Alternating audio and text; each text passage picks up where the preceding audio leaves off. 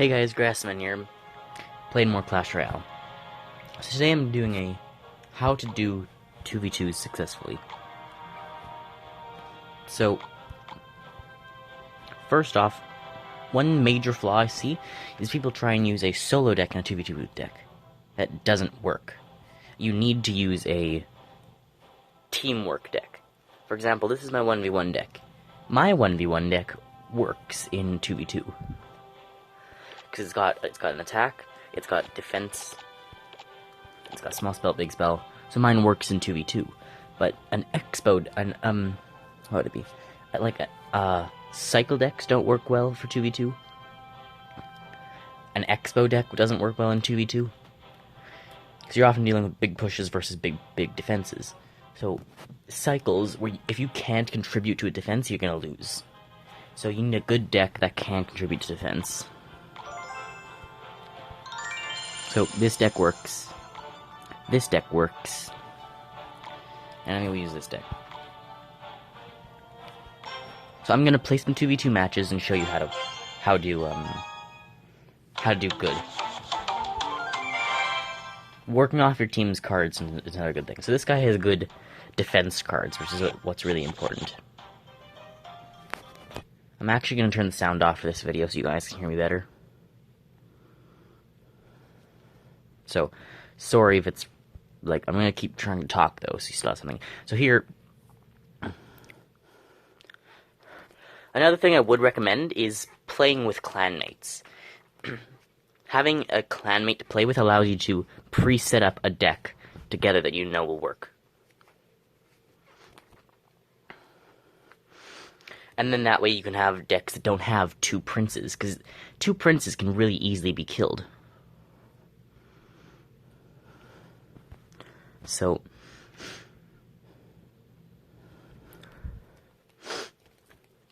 also being aware of what your teammate is going to place.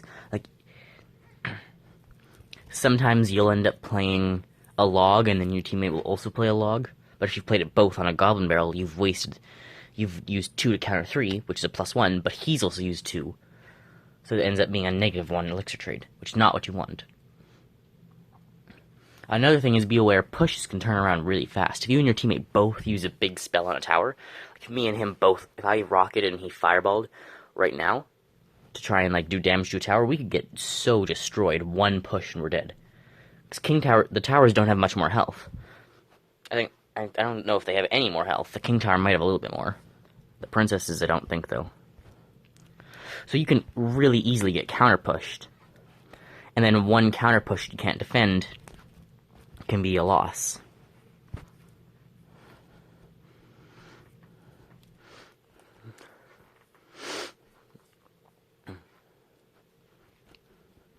Luck also plays a fairly big factor into it. If you get a teammate with a really bad deck, you're kind of screwed.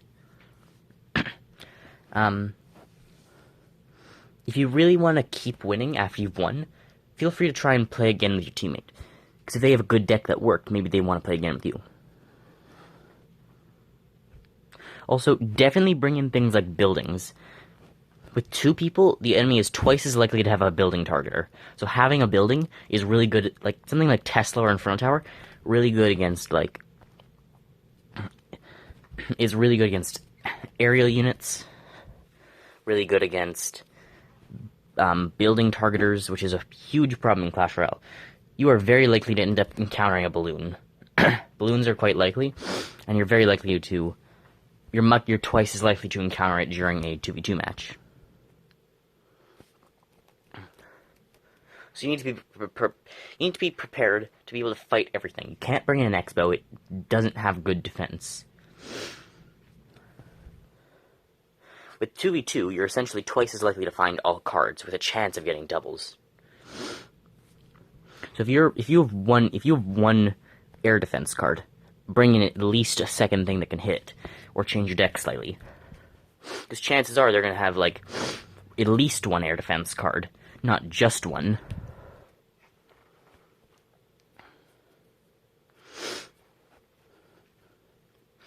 Also, of course, you just have to be good at the game to start as well. If you already don't know what a bunch of the cards are, if you don't know what good attack strategies are, if you're bad at the game, you're just going to lose it for you and your teammate. See right there, we didn't need to double log. We would have had better coordination, like holding cards on the tower, holding cards out, so we know what we're going to play. That's another thing. Hold out a card. Okay, we lost. What is... Oh, wow, weather. Okay, so he just left. So, and don't, oops, sorry. Don't get mad at your teammates is another thing. If they leave, just, it's fine. So, another thing I'd recommend is possibly try and communicate with your team. So if I say like this, if I go like this, I'm trying to point to him to use the graveyard. See, I'm like, because based on where his graveyard would be, I'm trying to point to it.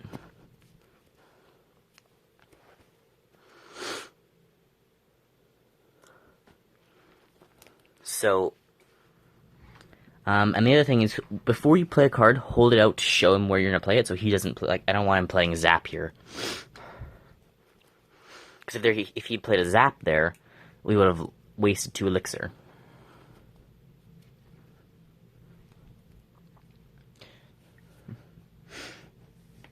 Another thing is try and play off the back of your teammate. So if they play one card that is really good and it's really going to be able to defend well, you can go attack in the other lane. Or if they play a card that's going to need a little bit of support to be good, you can give it that support.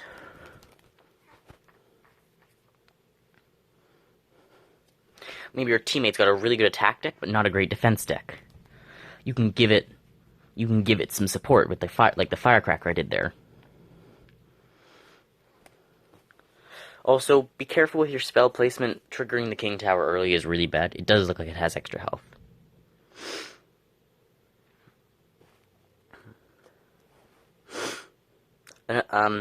Another thing is beware the opponents, just like they have double cards, have double elixir.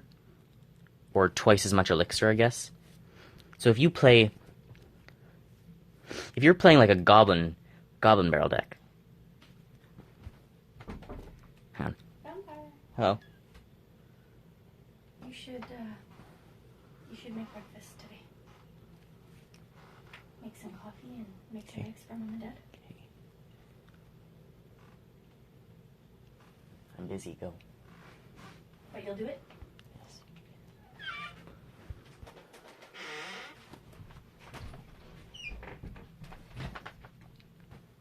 Sorry. So another thing is like the opponents have twice as much elixir. So if you play, for example, there's a few bad things about this. If you play a goblin barrel, they are twice as likely to have a spell to counter it. And for example, if they play a push that costs 10, you're like, I'll counter this with a goblin barrel. The other guy could have something to fight that.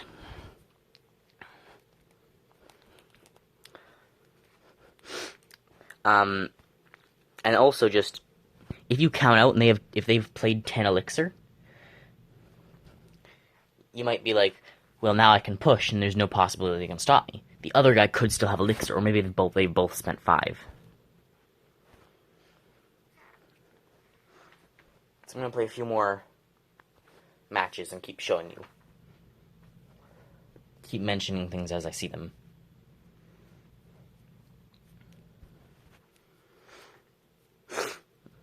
And another thing, study your deck. If I haven't already said it, study your teammates' deck.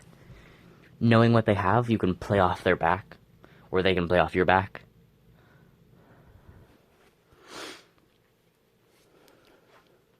Like, I probably shouldn't have wizarded there. It'll be fine, because, I was gonna say it'd be fine because he played a wizard anyway.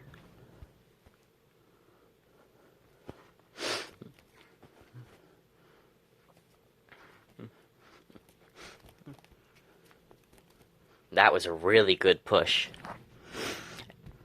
I think, what happened there was and that's another thing, like, if you have really good attack cards and you get a clanmate to play with you who's using, like, Lumberjack or Rage, you can get some really good pushes the opponent didn't expect.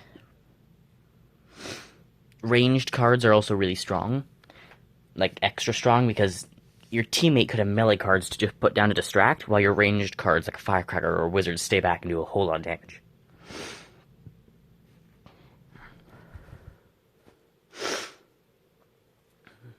And then pretty much all the same rules as how to play normal battles apply. You have to still be able to be good in normal battle, like I said, if you have any hope at winning a team battle.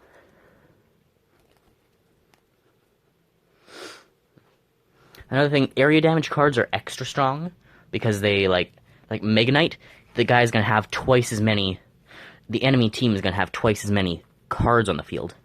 So things like Firecracker and Wizard have twice as much stuff to hit.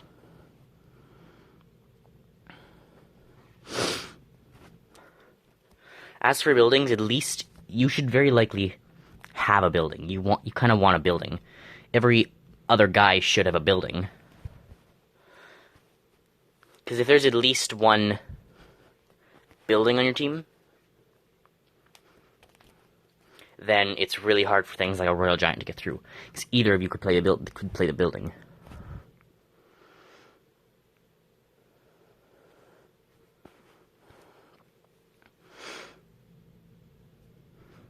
These guys have a lot of charging cards. I wonder if they were coordinated. And luck plays a huge role in it. You have to get lucky, you get a good teammate and bad enemies. Or a good enough teammate to fight the enemies. Oh no, what have you... See, that's another thing. Watch for how much elixir your opponent has, because if he's out of elixir, he can't defend the push. It might be up to you to defend the push instead of attacking again. Looks like we won anyway. I think we had the other tower.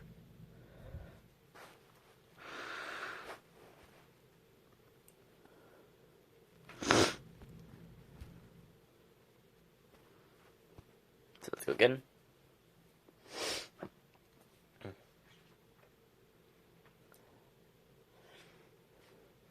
Also, if your strategy and deck depend a lot. A Basque? So, if your strategy is rush the king tower, it might not work.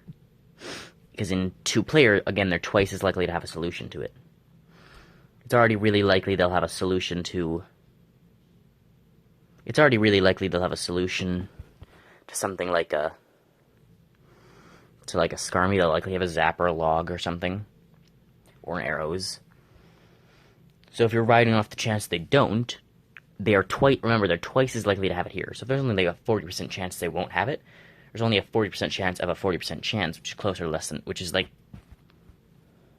around 15% maybe. And it's probably not a 40% chance, it's probably like a 10% chance they don't have a spell like that.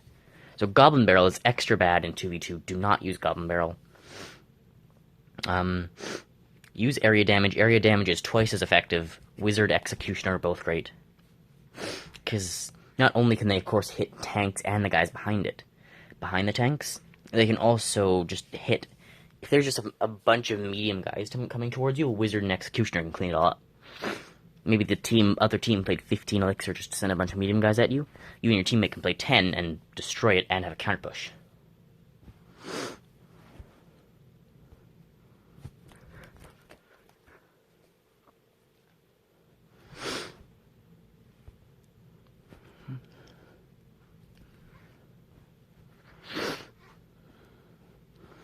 Another thing is let your teammate take control. If there is something your teammate's trying to do, let them do it.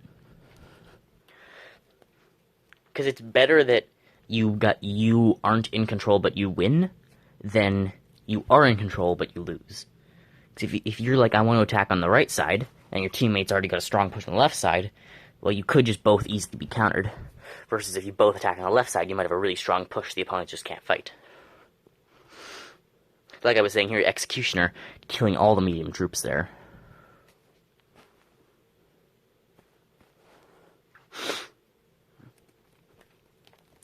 And coordinated attacks are really good as well. You can see here he's graveyarded, poisoned, and logged, I think. And there was something else there too. So he had a whole, and a minor. So he had a whole, one of them, or possibly both of them, had a whole lined up push, and they've all got these medium defense cards. which make it really hard to fight the deck. Because if you're playing with a clanmate or playing with someone who just happened to have a really good deck that works with yours, it's really hard to win against someone who's got a coordinated deck. It's really hard to win against someone who has a really strong defense. It's really hard to win against someone who, with a teammate, has 20 elixirs to spend on a very specific attack. I'm gonna knock that out of the way. Yeah, and there's the coordination thing again. I should have coordinated I was gonna rocket, or I should have waited for my teammate to respond.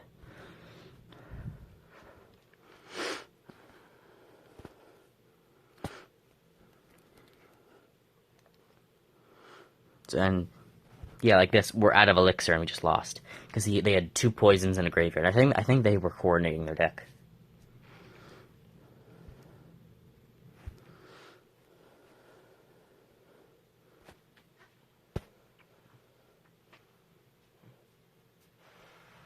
Another thing is, if you're planning to use a stupid deck, make sure it can still work. Like, if you're using a skeleton or goblin only deck, make sure the deck can still work. Like, can the goblin only deck be good at support, and then your teammate can go and attack? Because if your deck can't even support, if your deck is only garbage, is there going to be any chance? Is there any chance you'll be able to actually win a game? Yes? You should make coffee while you're doing it. Okay, I'm busy. You can bring it out here, though.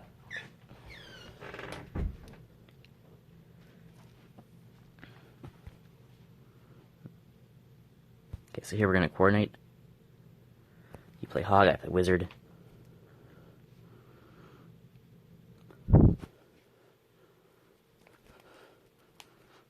And there, that coordination actually got us to do a whole lot of damage to that tower. Sorry about the interruptions.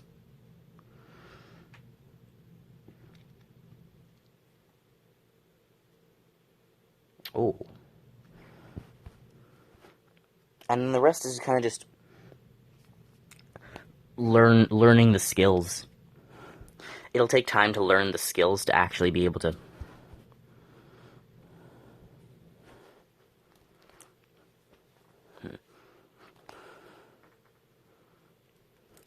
because of course you need to learn the skills of how cards interact, because you just need to be good. You need to learn what a good deck is for a team. And you can search up good 2v2 decks. Mine works well.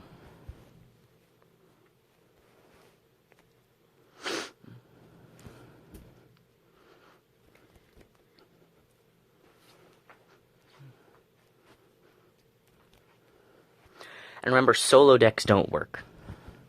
You can't use a deck that's only going to work in 1v1. You need to use a deck that'll work in a 2v2. Because in a 2v2, the opponent's going to have lots of extra defense, and they're going to have the ability to fight cycle really easily. Your whole strategy can't be they won't have enough elixir to fight my Expo. Because they've got twice the elixir, they likely will have enough to fight it.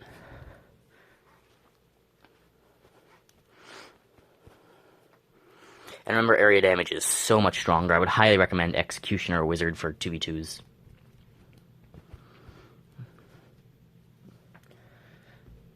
Because they just, like, destroy the grouped up guys.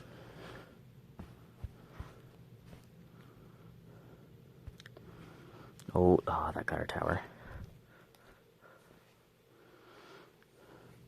We're kind of behind right now.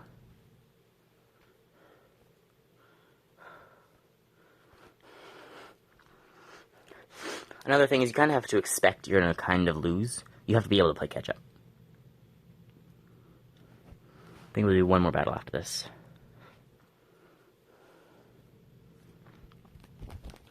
There we go. GG. And again, it is a lot of luck if you didn't have that tornado or something. So let's do one more.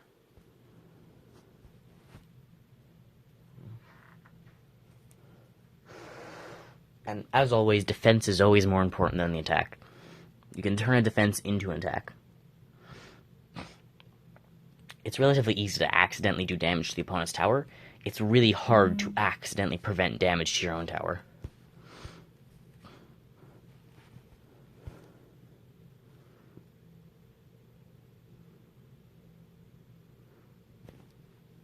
There's the coordination. He's got the Valkyrie in front of it, and I've got this guy behind it, the firecracker, and now he's sent in elite barbs.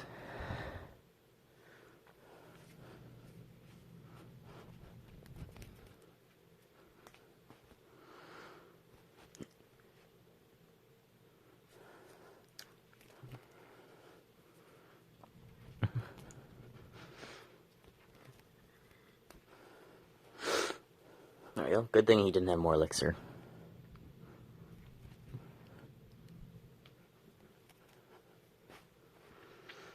So we did win that trade. Actually, and they're a higher level, so we won the trade by a fair bit. Having a chip card is okay. Like having one, like he has Princess, I have Rocket.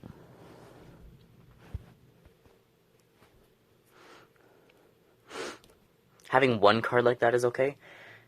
I wouldn't recommend any more, because usually you'll end up with enough, being able to win by enough, or do enough chip damage that you can win fairly easily.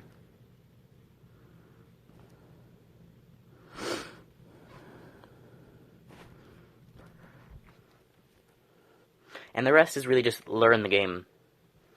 Get good at trades. Like, if you know archers can beat something, then that's good information to have.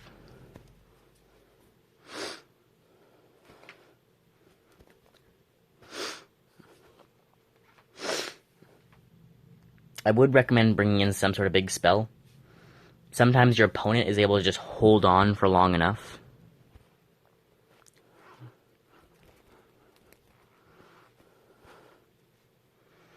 that you can get a big spell off.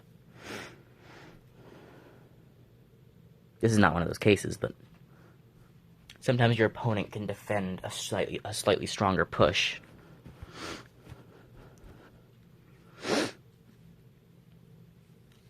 And then you have time to send a rocket to kill a tower. So if he can defend this push,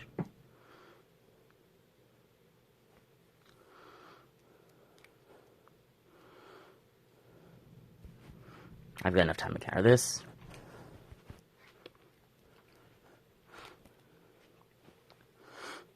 There we go. So that was kind of an example of that. He was able to defend well enough that I was able to... He was able to defend well enough, I was able to spend the rocket.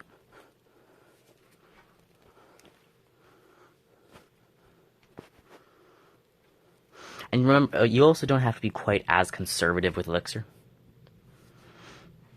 It's still important to be careful with how much you're spending, but sometimes if it takes a little bit extra just to get you there to taking the tower, your opponent can sometimes cover that. Or if you have a really good idea for a push, try it, because remember, you don't lose crowns in 2v2s, which is another really important thing to know. Because you don't lose crowns, it gives you the ability to do a lot of crazy free things. Stupid decks and whatever you want. So I would recommend a deck like mine. Try and make a specific one for 2v2, or one that works in 1v1 and 2v2. My deck works in 1v1s and 2v2s. And it's kind of an accident that works in 2v2s. It's just a good deck for 2v1 for 1v1s that also happens to work in 2v2s. But that's because I make it a specific way. And that way I make my decks is why it works for both 1v1s and 2v2s. So he can just cover this for long enough that my rocket and log can finish it off. And there we go. Anyways, guys, I hope you enjoyed. Oh,